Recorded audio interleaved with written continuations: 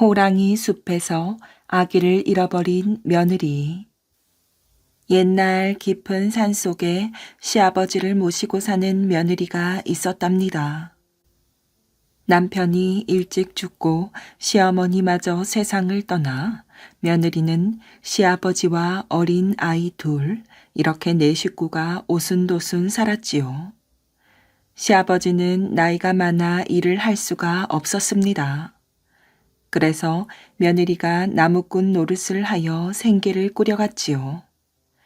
며느리가 산에 나무를 하러 가면 그 사이에 시아버지가 집에서 손자들을 보았습니다. 며느리는 소문난 효부였어요. 자기는 굴물망정, 시아버지에게는 하얀 쌀밥과 고기 반찬을 드렸지요. 그리고 자기는 덕지덕지 기운 옷을 입더라도 시아버지에게는 비단 옷을 입혔습니다. 어느 날 시아버지가 아침 일찍 집을 나섰습니다. 이웃 마을에 잔치가 있어 초대를 받았던 것이지요. 아버님, 잘 다녀오세요.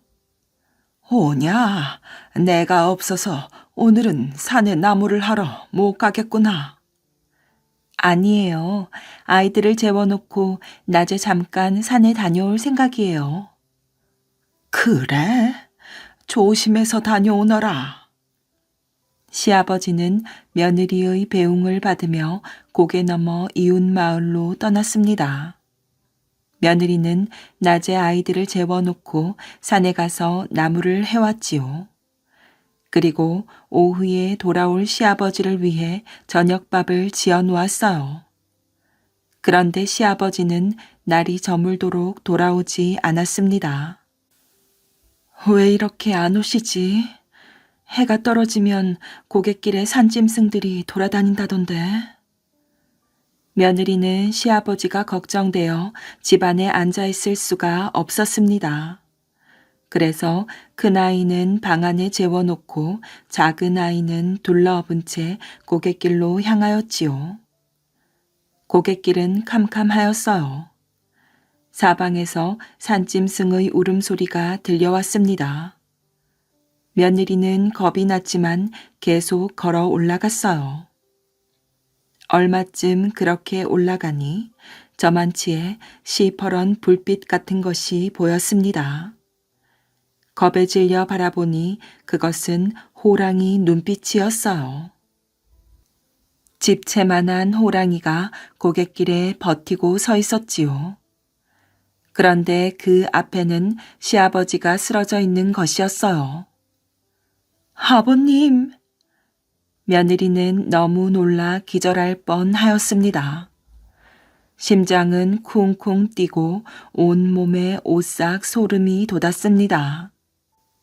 며느리가 얼핏 보니 시아버지는 술에 취해 잠이 든 모양이었어요. 호랑이가 나타난 줄도 모르고 드르렁드르렁 코까지 골았습니다. 아버님이 이웃 마을에서 술을 많이 드셨구나. 고개를 넘어오다가 깜빡 잠이 드셨나 봐. 며느리는 호랑이가 하는 짓을 보고 가슴이 철렁 내려앉았어요. 호랑이는 잠든 시아버지의 얼굴을 꼬리로 툭툭 치고 있었던 것이지요. 호랑이가 아버님을 깨우려고 하네. 지금 이 자리에서 아버님을 잡아먹으려는가 봐. 며느리는 호랑이의 버릇에 대해 언젠가 들은 적이 있었습니다. 호랑이는 잠든 사람이나 죽은 채 하는 사람은 잡아먹지 않는다고 하였지요. 반드시 깨워서 잡아먹는다는 것이었어요. 참으로 지독한 호랑이였습니다. 꼬리로 툭툭 쳐도 시아버지가 깨어나지 않자 호랑이는 냇가로 달려가서 꼬리에 물을 흠뻑 적셔왔어요. 그러고는 그 꼬리로 시아버지의 얼굴을 툭툭 쳤습니다. 며느리는 조바심이 났습니다. 어쩌면 좋지. 이제는 아버님이 깨어나시겠는걸. 며느리는 큰일 났다 싶어 호랑이에게 쪼르르 달려갔어요. 그러고는 무릎을 꿇고 앉더니 손이 발이 되도록 빌었습니다. 호랑이님, 아버님을 잡아먹지 마세요. 제발 살려주세요. 그러자 호랑이는 시아버지와 며느리를 번갈아 보았어요. 며느리는 그 모습을 보고 생각하였지요. 호랑이가 아버님을 잡아먹을까 아니면 나를 잡아먹을까 망설이고 있구나. 그렇다면 당연히 내가 잡아먹혀야지. 아니야, 내가 잡아먹히면 아버님은 누가 모시고 가지? 호랑이에게 잡아먹히지 않더라도 다른 산짐승에게 해코지를 당할 수도 있잖아. 며느리는 마음이 급해졌습니다. 그래서 앞에 호랑이가 버티고 있는데도 신경 쓰지 않고 시아버지를 번쩍 들어 안았어요. 그러더니 고갯길을 불이 나게 달려 내려갔습니다. 호랑이는 그런 며느리를 빤히 보고만 있었습니다. 집으로 돌아온 며느리는 얼굴이 하얗게 질렸어요. 어머나, 이를 어쩌지? 아기가 없어졌잖아. 등에 업힌 아기가 중간에 떨어졌나 봐. 허둥지둥 산길을 내려오느라 그것도 몰랐으니. 며느리는 너무도 기가 막혀 방바닥을 치며 울었습니다. 그때 시아버지가 깨어나서 물었어요. 뭐라고? 아기가 없어졌다니 도대체 어떻게 된 일이냐? 며느리는 그동안 있었던 일을 시아버지에게 들려주었습니다. 시아버지는 자기 가슴을 치며 말하였어요. 아이고, 모든 것이 내 탓이로구나. 나 때문에 어린 것을 잃었어. 지금쯤 호랑이 밥이 되었을 터인데. 아버님 잘못은 없습니다. 제가 허둥대다가 아기를 잃은 거예요. 시아버지와 며느리는 서로 자기 탓이라며 울음을 그치지 않았습니다. 눈물로 밤을 꼬박 새운 두 사람은 새벽녘쯤 호랑이 울음소리를 들었어요. 호랑이가 밖에 찾아온 것이지요. 시아버지가 벌떡 일어섰습니다. 저 녀석이 귀여운 손자를 잡아먹더니 이제는 나머지 식구를 다 잡아먹으러 왔구나. 그래, 좋다. 나부터 잡아먹어라. 시아버지는 밖으로 뛰쳐나가려고 문고리를 잡았습니다. 그러자 며느리가 시아버지를 붙잡으며 말하였어요. 제가 나갈 테니 아버님은 방 안에 계세요. 며느리는 방문을 열고 밖으로 나갔습니다. 호랑이는 며느리를 보자 앞발을 들어 산을 가리켰어요. 그러더니 앞장서서 산 쪽으로 걸어가는 것이었지요. 산에 갈 테니 자기를 따라오라고. 좋다. 어차피 너한테 잡아먹힐 몸 시키는 대로 하마. 며느리는 호랑이를 따라 산으로 올라갔습니다. 호랑이가 며느리를 데려간 곳은 어느 골짜기에 있는 바위 굴이었어요. 며느리는 호랑이 뒤를 쫓아 굴 속으로 들어갔지요. 굴에서는 아기 웃음소리가 새어나오고 있었습니다. 며느리가 살펴보니 잃어버린 아기가 호랑이 새끼들과 놀고 있었어요. 어머나, 내가 산길에 떨어뜨린 아기가 왜 여기 있지? 호랑이가 데려다 놓았구나. 며느리는 그제야 모든 사정을 알 수 있었습니다. 어젯밤 호랑이는 시아버지를 잡아먹을 생각이 없었어요. 꼬리로 시아버지의 얼굴을 툭툭 친 것은 잠든 시아버지를 깨워주기 위해서였습니다. 산속에서 잠들었다가는 산짐승들에게 피해를 입을 수 있기 때문이었지요. 며느리는 호랑이가 고마웠어요. 그래서 머리가 땅에 닿도록 절을 하였지요. 호랑이님, 감사해요. 이 은혜를 어떻게 갚아야 할지 모르겠네요. 며느리는 호랑이에게 인사한 뒤 아기를 안고 굴에서 나왔습니다. 호랑이가 뒤따라 나왔어요. 그러더니 땅바닥에 주저앉으며 등에 올라타는 신용을 하였습니다. 며느리는 그 뜻을 알아차리고 아기와 함께 호랑이 등에 올라탔어요. 호랑이는 두 사람을 집에까지 데려다 주었습니다. 그 뒤 며느리네 가족은 마음씨 착한 호랑이 이야기를 하며 행복하게 잘 살았다고 한답니다. 강을 건너야 하는 망아지. 멀고 먼 옛날 산 좋고 물 맑은 산골에 동물 마을이 있었습니다. 마을 한가운데에는 시냇물이 졸졸 흐르고 시냇물 옆에는 푸른 풀밭이 있었지요. 그 풀밭 위 아담한 집에서 총명하고 부지런한 망아지가 엄마랑 함께 살았어요. 엄마가 들에 풀 뜯으러 가면 집안을 깨끗이 청소해 놓고 엄마가 돌아오면 다리를 주물러 드리는 착한 망아지였지요. 그래서 망아지네 집에는 항상 웃음이 떠날 줄 몰랐습니다. 시간이 흘러 망아지는 무럭무럭 자라 어느새 혼자 바깥에도 나갈 수 있게 되었습니다. 어느 날 엄마가 망아지를 불렀어요. 얘야, 엄마가 오늘 할 일이 많아서 그러는데 너 혼자 저 산 너머 방앗간에 가서 밀을 찧어올 수 있겠니? 저 혼자요? 그래, 방앗간이 어디 있는지는 알지? 할 수 있겠어? 망아지가 씩씩하게 말하였어요. 네, 엄마, 할 수 있어요. 그래, 고맙다. 망아지의 힘찬 대답에 엄마의 얼굴에 미소가 떠올랐어요. 늘 자신감이 넘치는 망아지를 보는 엄마의 마음은 무척 뿌듯했답니다. 이윽고 망아지는 미리 든 자루를 등에 메고 길을 떠났어요. 콧노래까지 흥얼거리며 가볍게 산을 올랐지요. 이 산은 멀리서 바라보기만 했지 직접 오르기는 이번이 처음이었습니다. 그런데 산 꼭대기에 올라 산 아래를 내려다보던 망아지는 깜짝 놀랐어요. 저 멀리 방앗간이 보이는데 산과 방앗간 사이에 꽤 커다란 강이 있었지요. 엄마가 강이 있다는 말을 안 해주었던 것이에요. 하지만 여기까지 와서 다시 집으로 되돌아갈 수도 없는 노릇이었지요.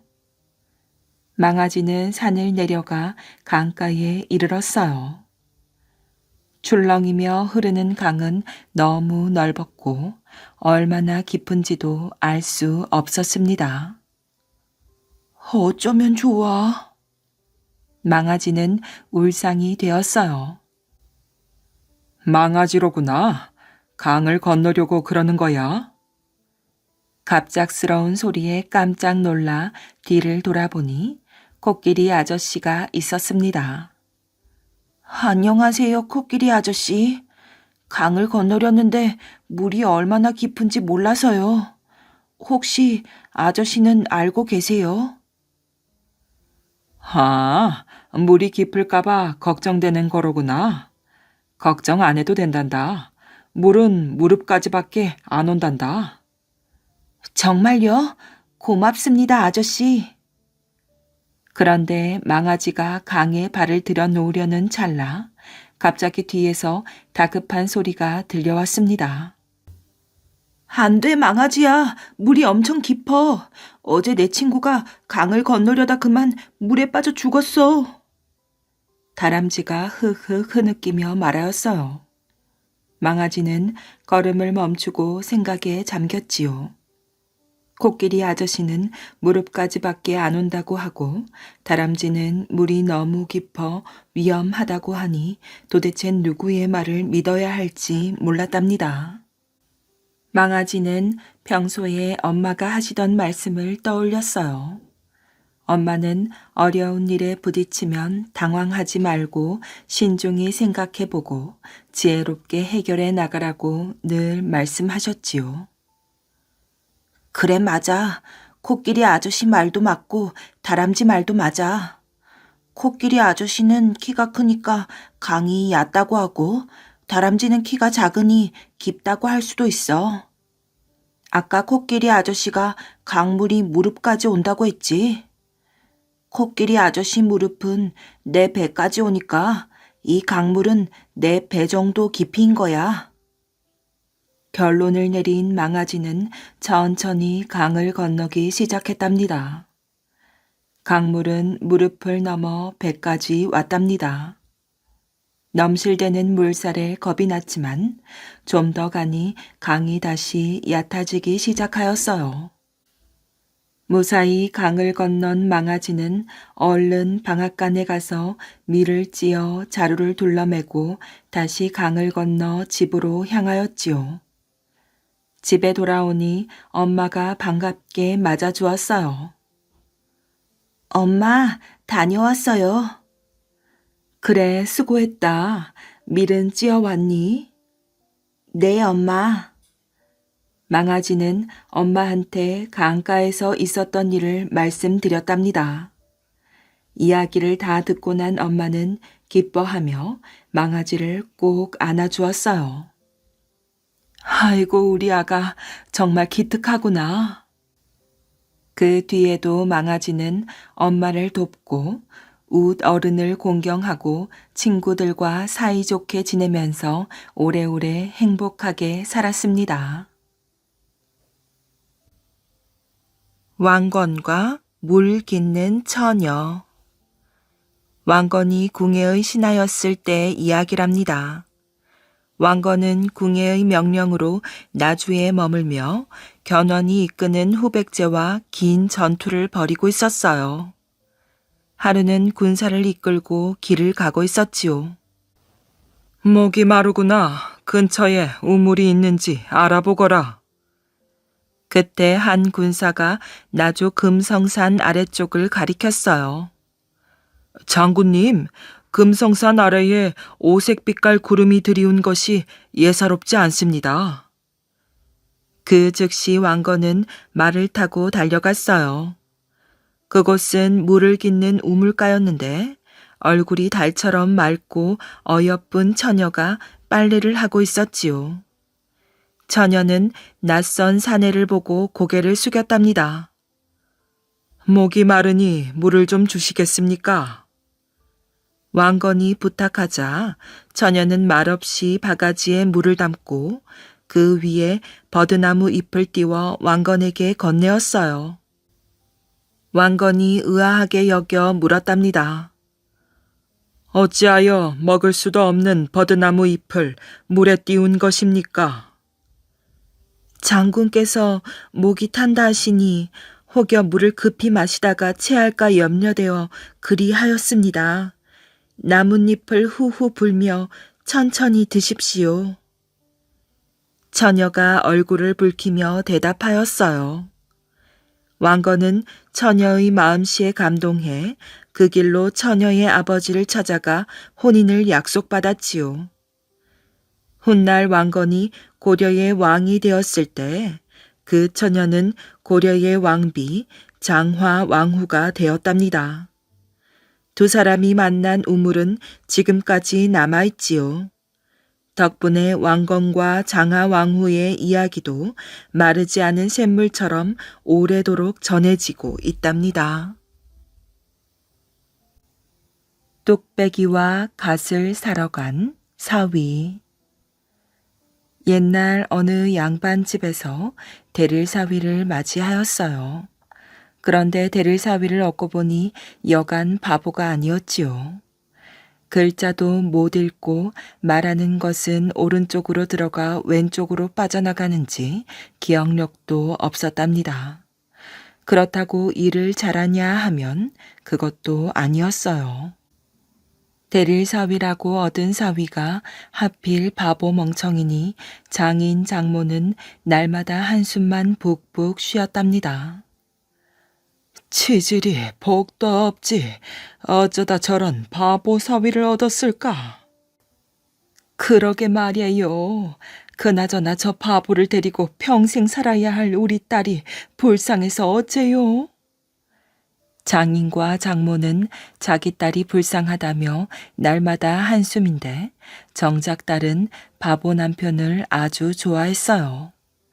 비록 멍청하고 바보일지라도 착한 마음씨와 자신을 아껴주는 남편이 그저 좋았답니다. 그래서 장인 장모도 어쩔 수 없이 바보 사위를 데리고 그럭저럭 살아갈 수밖에 없었어요. 자네 심부름 좀 하게나. 사위에게 무슨 심부름을 시켜요? 관두세요. 장모는 바보 사위가 무슨 심부름을 할 수 있겠냐며 못마땅해 하였어요.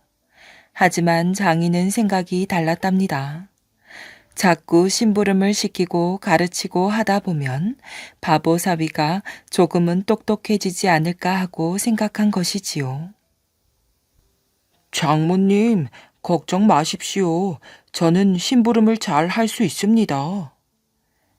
바보 사위는 하는 짓이 바보 같기는 하지만 대답 하나는 시원시원하게 잘하였어요.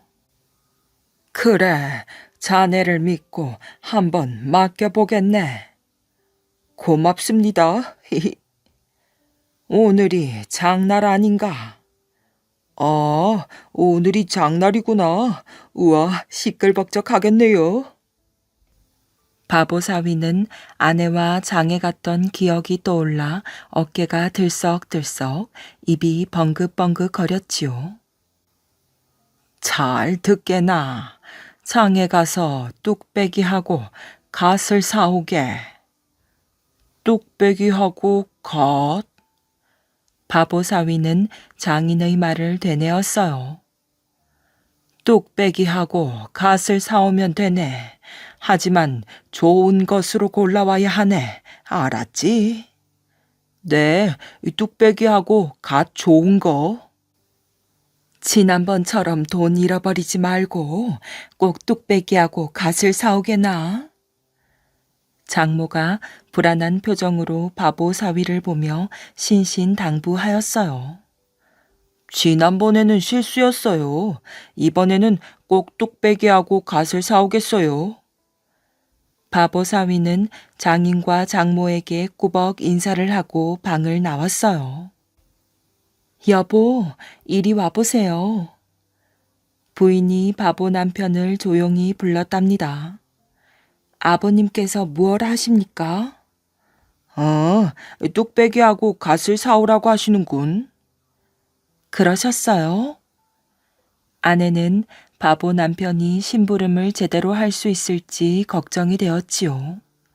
지난번처럼 돈이나 잃어버리고 오면 아버지와 어머니는 더욱 바보 남편을 못마땅해 할 테니까요. 여보, 제가 좋은 뚝배기하고 갓을 고르는 방법을 알려드릴게요. 아, 맞다. 좋은 뚝배기하고 갓을 사오라고 하셨지. 바보 사위는 자신의 머리를 쥐어박으며 좋은 뚝배기하고 갓을 되뇌었어요. 뚝배기는 진흙으로 만든 거예요. 그렇기 때문에 금이 가거나 깨진 것이 있어요. 그러니 뚝배기를 고를 때는 뚝배기에 물을 부어보고 새지 않는 것을 사오시면 됩니다. 알았죠? 뚝배기에 물을 부어보고 새지 않는 것. 이번에는 갓을 고르는 방법인데요. 그것은 아주 쉽답니다. 머리에 직접 갓을 써보는 거예요. 그래서 머리에 꼭 맞으면 그것으로 사오시면 돼요. 알았죠? 내 머리에 꼭 맞는 갓을 사올게. 바보 사위는 뚝배기와 갓을 중얼거리며 장터로 향하였어요. 장터는 사람들로 북적거렸지요. 바보 사위는 장터 구경을 하고 싶은 마음이 굴뚝 같았지만 장인어른께서 특별히 시키신 심부름을 잘 해내기 위해서 바로 그릇 가게로 향했답니다. 그릇 가게에는 여러 모양과 크기의 그릇들이 잔뜩 쌓여 있었어요. 뚝배기 하나 주시오. 예, 여기 있습니다. 바보사위는 가게 주인으로부터 뚝배기 하나를 받아들었어요. 가만, 아까 아내가 뭐라 했더라? 바보사위는 뚝배기를 들고 머리를 긁적였지요. 아내가 한 말이 생각날 듯 말 듯하며 머릿속을 간지렸어요. 아, 이제 생각났다. 뚝배기는 머리에 써보고 꼭 맞는 것으로 사라고 했지. 바보사위는 흐뭇한 미소를 지으며 뚝배기를 머리에 썼답니다. 뭐야? 뚝배기가 안 맞잖아. 바보사위는 뚝배기를 내려놓고 다른 뚝배기를 집어들었어요. 이것도 안 맞네. 바보사위는 여러 개의 뚝배기를 머리에 썼다 벗었다 하며 머리에 꼭 맞는 뚝배기를 찾으려 노력하였지요. 바보사위의 모습을 지켜보던 그릇가게 주인은 너무 황당하고 어이가 없었어요. 저런 바보가 있나? 뚝배기를 머리에서 끓일 것인가? 왜 자꾸 머리에 썼다 벗었다 하는 것이야? 그릇가게 주인이 바보사위를 한심하다는 듯 노려보고 있을 때 바보사위가 그만 뚝배기 하나를 깨뜨리고 말았어요. 아니, 이런 멍청이가 있나? 내가 그릇 장사 30년이지만 너 같은 바보는 처음 보겠다. 깨진 뚝배기값 물어내고 어서 썩 꺼지거라. 그릇가게 주인의 벼락 같은 소리에 바보사위는 뚝배기는 사지도 못하고 깨진 뚝배기 값만 물어주고 말았답니다. 다신 우리 가게에 얼씬도 하지 마라. 그릇가게 주인은 바보사위를 내치며 소금을 뿌렸어요. 바보사위는 머리를 긁적이며 갓을 파는 가게로 향하였지요. 분명히 머리에 써보라고 했는데 이상하다. 바보사위는 그때까지도 자신이 무얼 잘못했는지 몰랐답니다. 가수는 어떻게 고른담? 갓 가게 앞에 도착한 바보사위는 아내가 한 말을 떠올리려 안간힘을 썼어요. 옳거니 물을 부어보라 그랬지. 물을 붓고 세지 않으면 머리에 꼭 맞는 것을 고르면 된다고 하였어. 왜 이제 생각났을까? 바보사위는 주막에 가서 물 한 바가지를 얻어가지고 왔답니다. 그리고 갓을 하나 골랐어요. 이제 이 갓에 물을 부어 세지 않으면 반쯤 좋은 것이고 물이 새지 않으면서 머리에 꼭 맞는 것은 아주 좋은 갓이니 그것을 사가야겠다. 바보사위는 갓에 물을 부었어요. 당연히 물은 줄줄줄 새어나왔지요. 하지만 바보사위는 좋지 않은 갓이라며 휙 팽개치고 다른 갓을 집어들었어요. 하지만 다른 갓도 줄줄줄 물이 새기는 마찬가지였답니다. 다른 손님에게 갓을 파느라 바보사위의 행동을 보지 못했던 주인이 바보사위가 땅바닥에 내동댕이 쳐놓은 갓들을 보고 버럭 소리를 질렀어요. 아니, 이게 무슨 짓이야? 멀쩡한 갓에 왜 물을 부어가지고 이렇게 망가뜨려놔? 어서 물어내. 어서 내 갓값을 물어내란 말이야. 갓가게 주인은 바보사위의 멱살을 잡고 마구 흔들었어요. 바보사위는 큼지막한 눈을 부라리는 가게 주인이 무서워서 가지고 있던 돈을 몽땅 주고 말았답니다. 이게 뭐야? 이걸로는 모자라. 빨리 나머지 돈을 내놓아라. 없어요. 한 번만 용서해 주세요. 바보사위는 두 손을 싹싹 빌었어요. 용서? 남의 물건 다 망가뜨려 놓고 무슨 용서야? 돈이 없으면 그 옷이라도 벗어. 어서. 각각의 주인은 바보사위의 옷을 홀랑 벗겨 내쫓았어요. 바보사위는 졸지에 사람들로 북적이는 장터에서 웃음거리가 되고 말았답니다. 바보 사위가 벌거숭이가 되어 집으로 돌아오자 집안 사람들은 기겁을 하였어요. 어떻게 된 일인가? 방에 들어가 옷을 입고 장인에게 불려간 바보 사위는 억울하다는 표정을 지었답니다. 모르겠습니다. 저는 그저 아내가 시킨 대로 했을 뿐인데 뚝배기 가게 주인은 저에게 소금을 뿌리고 각각의 주인은 제 옷을 몽땅 벗겨갔습니다. 정말 억울합니다. 우리 딸이 무엇라 하였는데?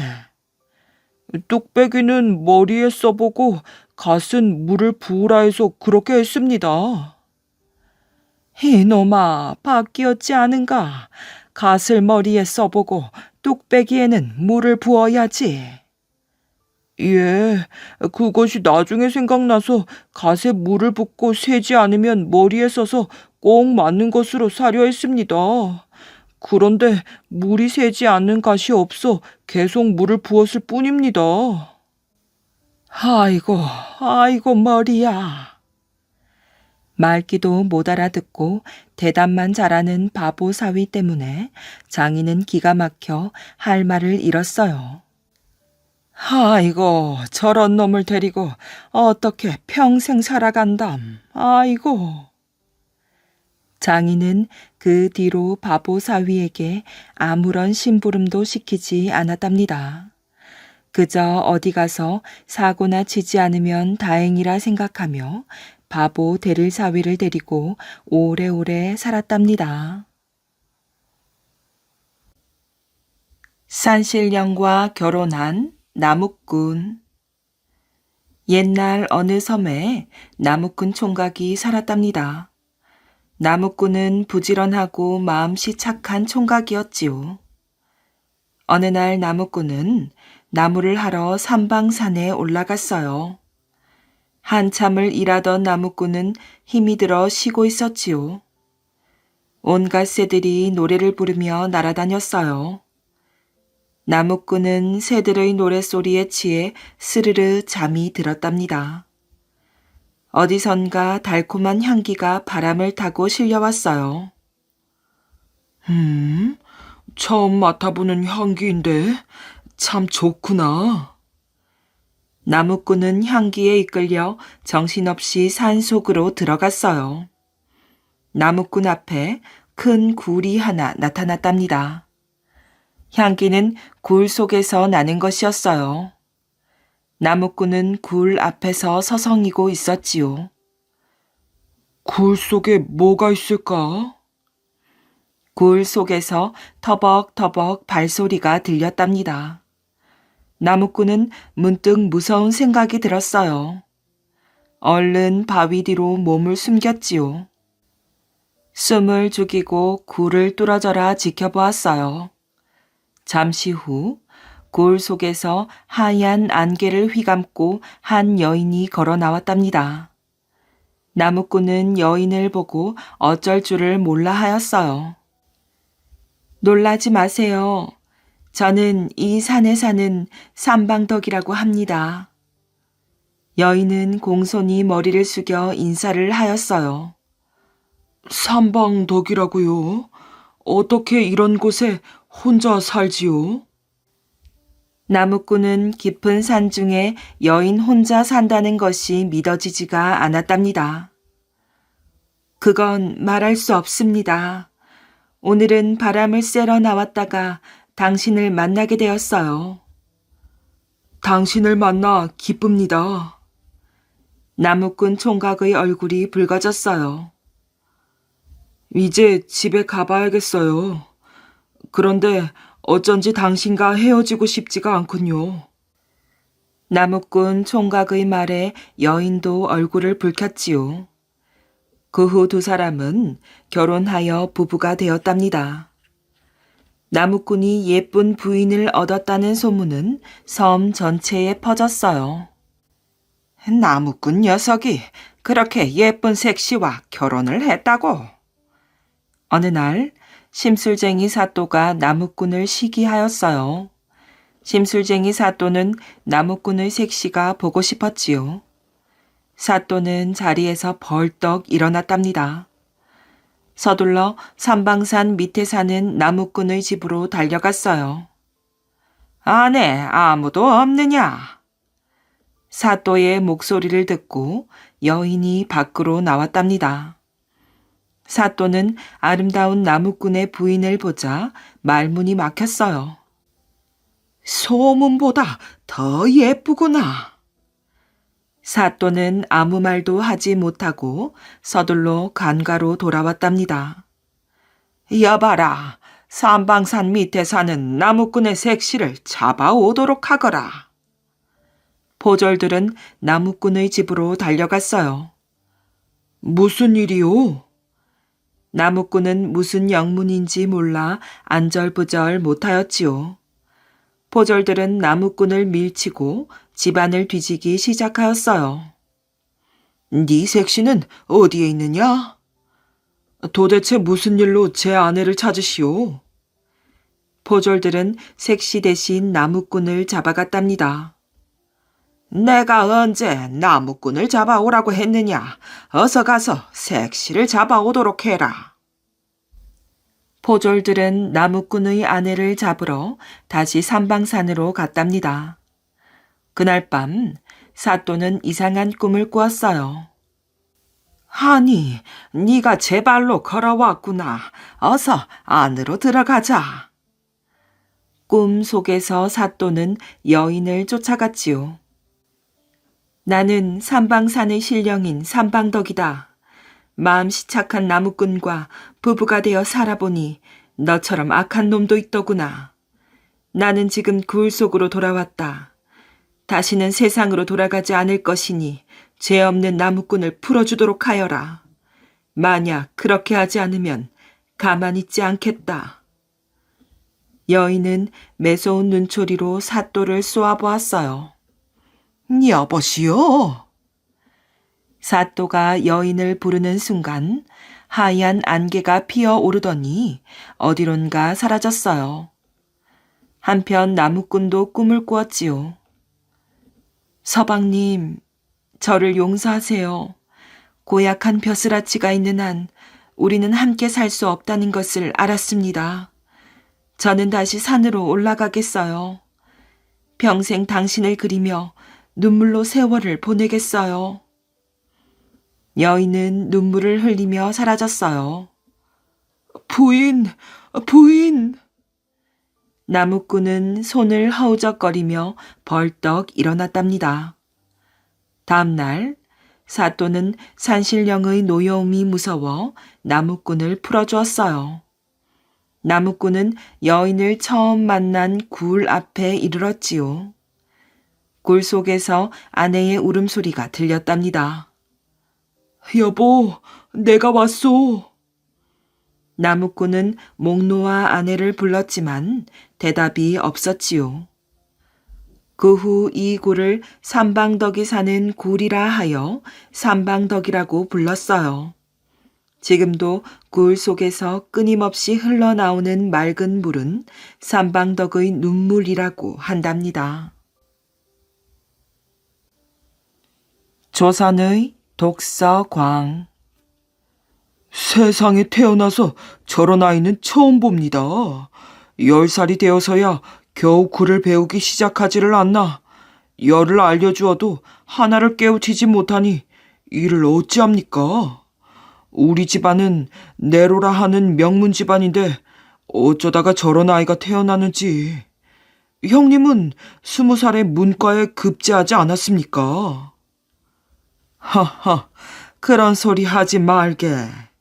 대기만성이라는 말도 있지 않는가. 나는 저 아이가 나중에 크게 될 것이라고 믿네. 책을 한번 잡으면 놓지를 않고 열심히 보지 않는가. 떡잎부터 알아본다고 했습니다. 책을 아무리 열심히 들여다보면 못합니까? 돌아서면 잊어버리는 걸요. 중국의 역사책 19사략 첫 단락은 26자밖에 안 되는데 사를 배우고도 전혀 외우지를 못해요. 그런 머리로 무엇을 하겠습니까? 저 아이는 차라리 글 공부를 그만두는 것이 좋겠습니다. 나는 자네와 생각이 다르네. 지금은 조금 모자라도 남들보다 수십 배, 수백 배 노력한다면 좋은 결실을 맺을 날이 올 것이야. 김득신의 아버지 김치는 친척 동생에게 아들에 대한 이야기를 듣자 이렇게 아들 편을 들었답니다. 누가 뭐래도 득신이는 장차 큰 인물이 될 것이야. 꿈에 노자가 나타나서 얻은 아들이 아닌가. 김득신은 진주 대첩의 명장 김시민의 손자이자 경상도 관찰사를 지낸 김치의 아들이었어요. 그는 안동김씨 명문 집안의 후손으로 태어났지만 머리가 아주 나빴답니다. 남들은 3살 때 시를 지었느니 5살 때 천자문을 떼었느니 하지만 김득신은 10살이 되어서야 글을 배우기 시작하였어요. 그리고 남들은 한 글자를 가르치면 10글자를 안다고 하지만 그는 10글자를 가르치면 한 글자도 깨우치지 못하였답니다. 주위 사람들은 김득신을 머리가 둔한 아이라고 손가락질 하였지요. 하지만 그의 아버지는 아들에 대한 기대를 저버리지 않고 수시로 아들에게 격려의 말을 하였답니다. 공부를 게을리 하지 마라. 너는 이 담에 문장가로 이름을 떨치게 될 거다. 명심하겠습니다. 김득신은 아버지의 격려에 힘입어 열심히 글을 배우고 익혔답니다. 또한 책을 읽고 또 읽었지요. 김득신이 20살이 되었을 때 아버지 김치는 동네 부사로 부임하였어요. 그는 부산으로 내려가 아버지에게 시 한 편을 지어 올렸답니다. 득신아, 이 시가 정녕 네가 쓴 작품이란 말이냐? 아버지는 아들의 작품을 읽고 깜짝 놀랐답니다. 잘 썼다. 훌륭한 작품이야. 김치는 아들에게 칭찬을 아끼지 않았답니다. 장하다. 앞으로도 더욱 열심히 공부하렴. 김득신은 아버지에게 칭찬을 듣자 기쁨을 감추지 못하였어요. 아버지에게 물러나 덩실덩실 춤을 추었지요. 김득신은 열심히 글을 쓰고 책을 읽기 위해 몇 사람의 문인들과 함께 독서회를 만들었답니다. 문회계라는 모임이었지요. 김득신은 이 모임에서 옛 글을 찾아 읽고 토론했으며 자기 글을 써서 발표하였어요. 그는 많은 사람들이 즐겨 읽는 글 수백 편을 가려 뽑아 밤낮 없이 읽는가 하면 주옥 같은 시를 많이 썼답니다. 독서회에서 이런 일이 있었지요. 하루는 선비들과 압구정에 모여 시를 짓는 모임을 가졌답니다. 김득신은 무슨 시를 지을까 온종일 궁리하다가 저녁 때가 되자 큰 소리로 말하였어요. 오늘 작품이 안 되어 끙끙대는데 마침 좋은 구절이 떠올랐어. 한번 들어볼래? 김득신은 친구들을 둘러보더니 천천히 입을 열었답니다. 삼산은 푸른 하늘 밖으로 반쯤 솟아있고 강물은 백로주에서 2갈래로 나뉘어 흐르네. 자, 어떤가? 멋진 구절이지? 김득신이 자랑스럽게 말하자 친구들은 깔깔대고 웃었답니다. 이 사람아, 그게 어째서 자네의 시야. 200의 시 봉황대이지. 아 참, 그런가? 내가 이 시를 하도 많이 읽어 내가 쓴 작품으로 착각했나 보네. 김득신은 기운 없는 목소리로 이렇게 말하더니 방금 읊은 시에 이런 구절을 덧붙였어요. 1000년 전에 200이 나보다 먼저 좋은 시를 얻었으니 나는 저녁 노을에 붓을 던지고 서루를 내려오네. 또 한 번은 이런 일이 있었답니다. 어느 날 김득신은 하인을 데리고 거리로 나섰지요. 그가 말을 타고 가고 하인이 말고삐를 잡았답니다. 그들이 어느 집 앞을 지날 때 글 읽는 소리가 흘러나왔지요. 김득신은 말을 멈추게 하고는 귀를 기울였어요. 말 위에서 한식을 만나니라. 어디서 많이 듣던 시구절이네. 그 다음 구절이 뭐였더라? 김득신은 고개를 갸우뚱하며 이렇게 중얼거렸어요. 그러자 하인이 얼른 말하였지요. 그 다음 구절은 도중에 늦은 봄을 맞이하였네 아닙니까? 김득신이 깜짝 놀랐답니다. 네가 그 시를 어떻게 아느냐? 정말 대단하구나. 앞으로는 네가 말을 타고 내가 말고삐를 잡아야겠어. 너의 재주가 나보다 나으니 말이다. 나리도 참, 날마다 읽으시는 시 아닌가요? 하도 들어서 제 귀에 딱지가 앉았는걸요. 그렇지. 이제 생각이 났구나. 김득신은 무릎을 쳤답니다. 그는 여전히 머리가 나빴어요. 날마다 수없이 읽는 글도 기억하지 못할 정도였지요. 김득신이 가장 많이 읽은 글은 사마천의 사기, 백이전이었답니다. 은나라 신하인 백이와 숙제 형제가 지조를 지켜 조나라 음식을 먹지 않고 수양산에 들어가 굶어 죽었다는 내용이지요.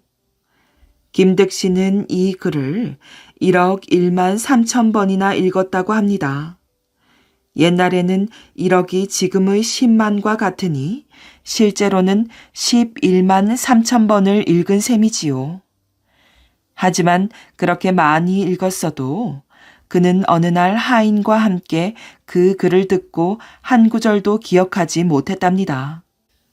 오히려 그 글을 줄줄 외운 것은 그의 말을 끄는 하인이었어요. 백이전을 1억 1만 3천 번 읽으려면 하루에 몇 번씩 얼마 동안을 읽어야 할까요? 실학자 여남 박지원은 그것을 실제로 계산해 보았답니다. 그에 따르면 아무리 책을 잘 읽는 선비도 백이전을 하루에 100번 넘게 읽을 수는 없다고 하지요.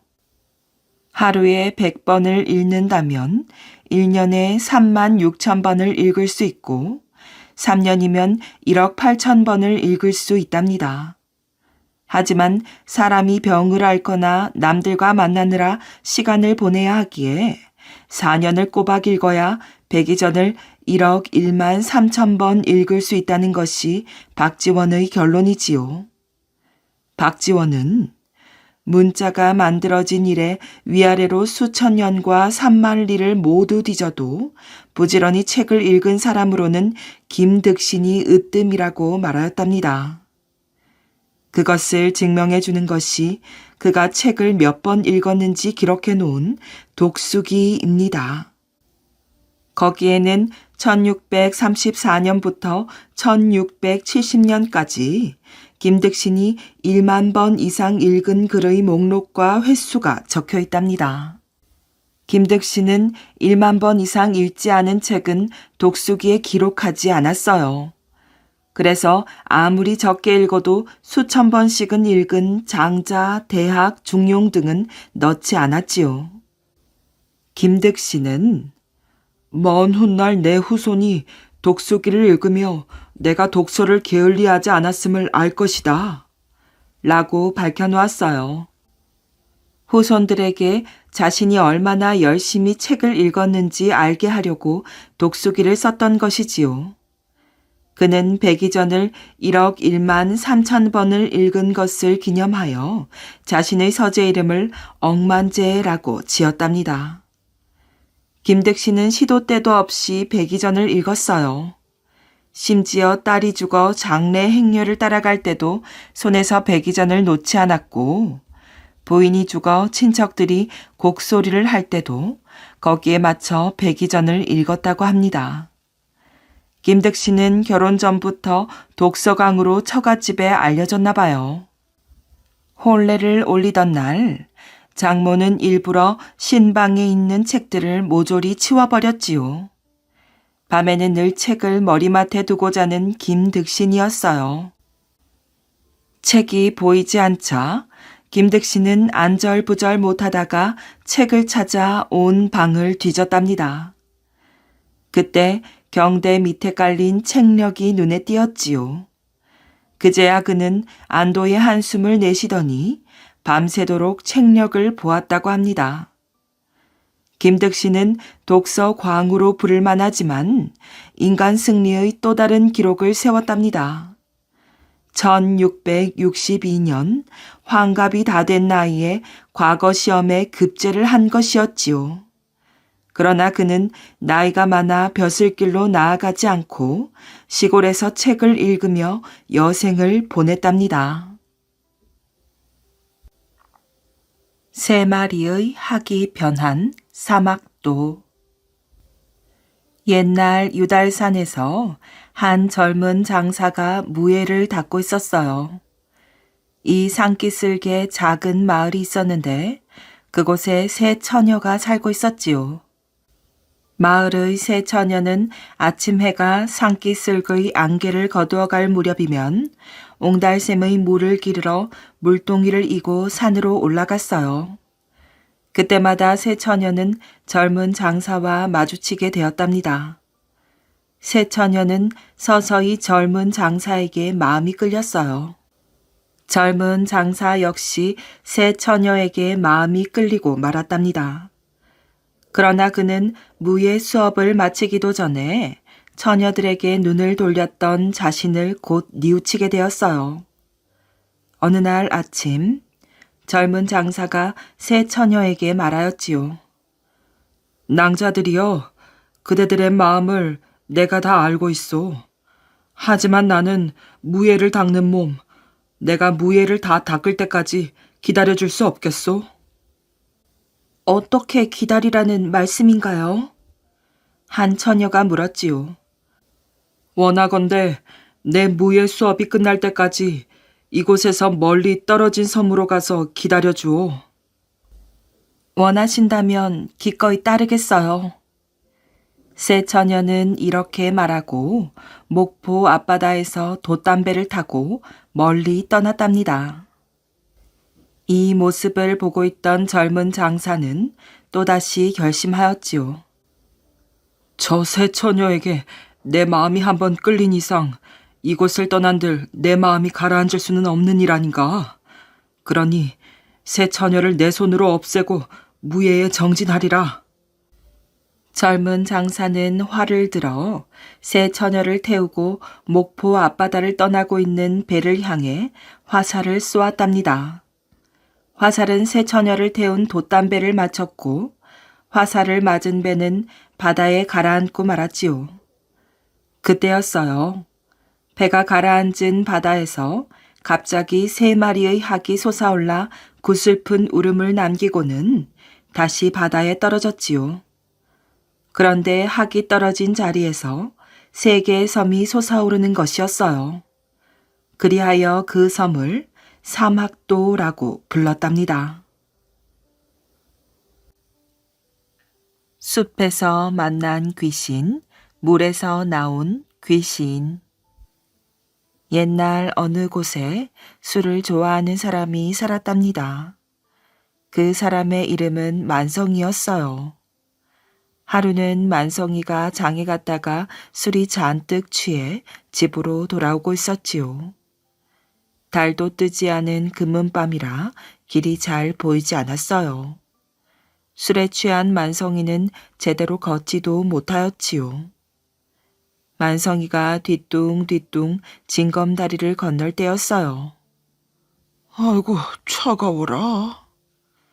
발을 헛디뎌 그만 물에 빠지고 말았답니다. 사람 살려. 만성이는 정신이 번쩍 들었어요. 물 밖으로 나오려고 허우적거렸지요. 그러나 만성이의 몸은 생각처럼 움직이지 않았답니다. 거기 누구 없소? 만성이는 물 속에서 고래고래 소리를 질렀어요. 일어나려고 하면 다시 미끄러지고 다시 일어나려고 하면 이리저리 뒹굴었지요. 나는 이제 죽었구나. 힘이 빠진 만성이는 포기하듯 개울 아래로 떠내려갔어요. 그때 만성이의 팔이 바위와 부딪혔지요. 바위를 겨우 붙든 만성이는 풀이 무성한 강 기슭으로 나올 수 있었답니다. 아이고, 살았구나. 옷이 흠뻑 젖어 물이 줄줄 흘렀어요. 바람까지 산들산들 불어서 몸이 오들오들 떨렸지요. 아이, 추워라. 언제 집에까지 갈꼬? 만성이는 엉거주춤 서서 사방을 둘러보았어요. 강 기슭 가까이에 무엇인가 하얀 것이 보였답니다. 누가 빨래를 널어놨나? 이렇게 중얼거리던 만성이는 갑자기 좋은 생각이 떠올랐지요. 옳지. 저 빨래를 걷어서 젖은 옷부터 갈아입고 가야겠다. 만성이는 흰 빨래가 보이는 곳으로 어슬렁어슬렁 걸어갔어요. 가까이 다가가 허리를 굽히고 옷을 잡으려고 할 때였지요. 머리를 풀어헤치고 흰 옷을 입은 여자가 벌떡 일어났어요. 귀신이다. 귀신이야. 만성이는 소리를 지르며 벌러덩 자빠졌어요. 흰옷 입은 여자는 고개를 들었답니다. 넌 귀신이냐 사람이냐? 가까이 오지 말거라. 만성이는 너무 놀라서 제대로 걸을 수도 없었어요. 흰옷 입은 여자는 왈칵 두 손을 내밀어 만성이의 얼굴을 만졌답니다. 만성이는 겁에 질려 뒤뚱거리며 조랭랑을 쳤답니다. 어렸을 때부터 귀신 이야기를 들어온 만성이는 겁이 많았어요. 숲귀신이 틀림없을 거야. 분명히 숲귀신이야. 집으로 돌아온 만성이는 벌벌 떨기만 하고 잠을 이루지 못하였지요. 다음 날 아침 열이 나더니 헛소리를 하기 시작하였어요. 저 숲귀신을 내쫓아라. 만성이의 눈에는 머리를 풀어헤친 여자 귀신이 자꾸 아른거렸어요.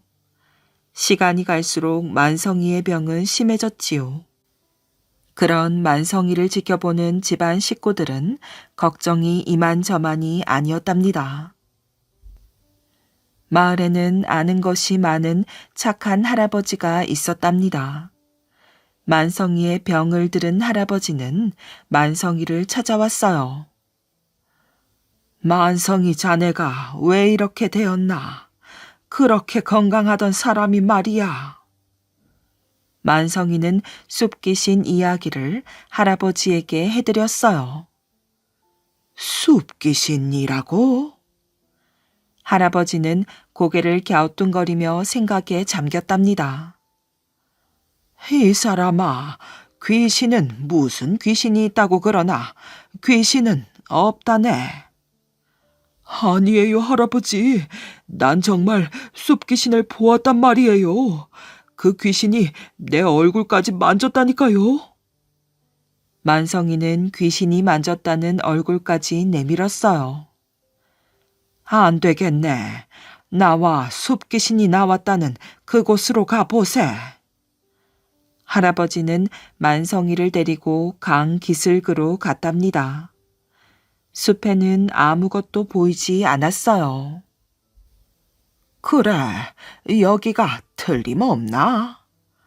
네, 여기가 틀림없습니다. 할아버지는 강 기슭 이곳저곳을 자세히 살폈답니다. 그때 어떤 무당이 여인의 손을 잡고 걸어왔어요. 무슨 일로 여기까지 오셨소? 아주머니는 어디가 아픈가 봅니다. 할아버지는 무당이 여기까지 온 게 이상하였어요. 무당은 여인의 손을 잡고 가까이 다가왔지요. 글쎄, 어젯밤에 이 여인이 물귀신을 보았다고 하잖아요. 물귀신이요? 할아버지는 무당 옆에 서 있는 여인을 바라보았어요. 네, 제가 어제 장에 간 남편을 기다리고 있는데 개울에서 물귀신이 첨벙거리며 날 덮치는 바람에 죽을 뻔했습니다. 여인은 아직도 기억이 생생한지 몸을 달달 떨었어요. 어젯밤 귀신이 아직도 떨어지지 않았다고 하여 굿이나 할까 하고 왔소이다. 무당의 말이 끝나자 할아버지는 큰 소리로 웃기 시작하였어요. 할아버지, 뭐가 그리 재밌으시오? 할아버지는 만성이와 여인을 번갈아 보았어요. 자, 그럼 숲귀신과 물귀신이 서로 만나보시오. 만성이와 여인은 눈을 동그랗게 뜨고는 서로 마주 보았지요. 할아버지는 서로에게 그날 밤에 있었던 일을 이야기해 주었어요.